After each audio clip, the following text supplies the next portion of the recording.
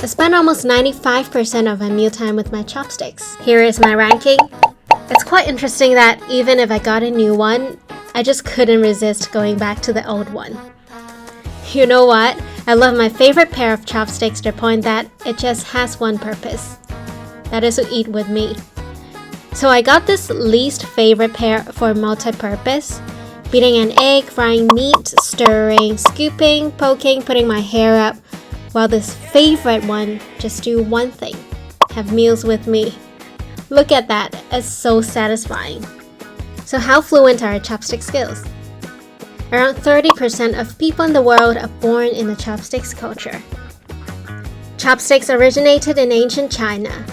Earliest could trace back to the Neolithic age, where people started to use pottery for cooking. Since people enjoyed hot food at that time, utensils were invented to prevent people from burning, and this was when spoons and chopsticks were invented. Crafted from bamboo branches and bones to scoop up food. And do you know ancient Chinese actually created something like fork and knife too, and were used before Warring States period.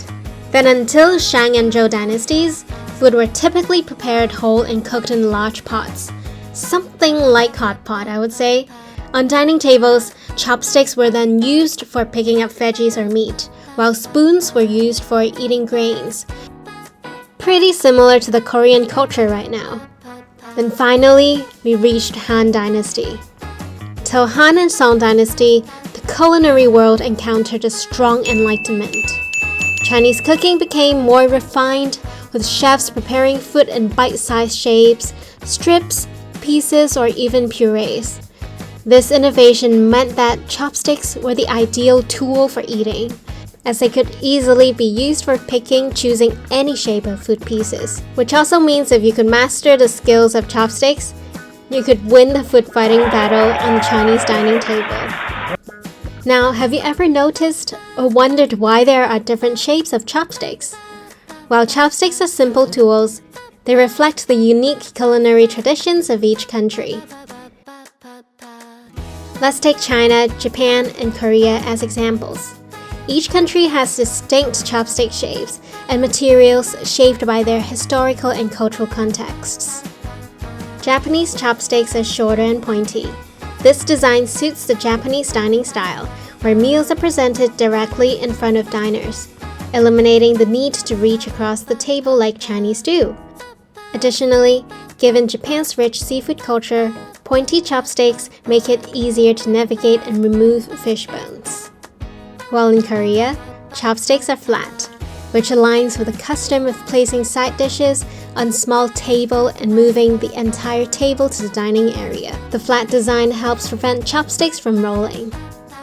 There's a saying that the flat end could help easily pick off banchans piece by piece. In contrast, Chinese chopsticks are longer, thicker, with blunt tips. The length is essential for the communal dining culture in China, where people gather around large tables, often sharing dishes. Longer chopsticks help reach food placed far away. The reason for thicker tip is that main dishes are served in the middle of table, so it needs a stronger hold for heavier pieces like meat.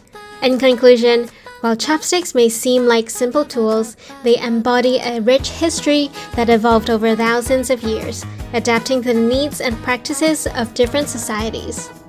And we all know it's not easy to manipulate these two simple sticks. So now, which shape of chopsticks would you prefer to use? Let me know in the comments section below.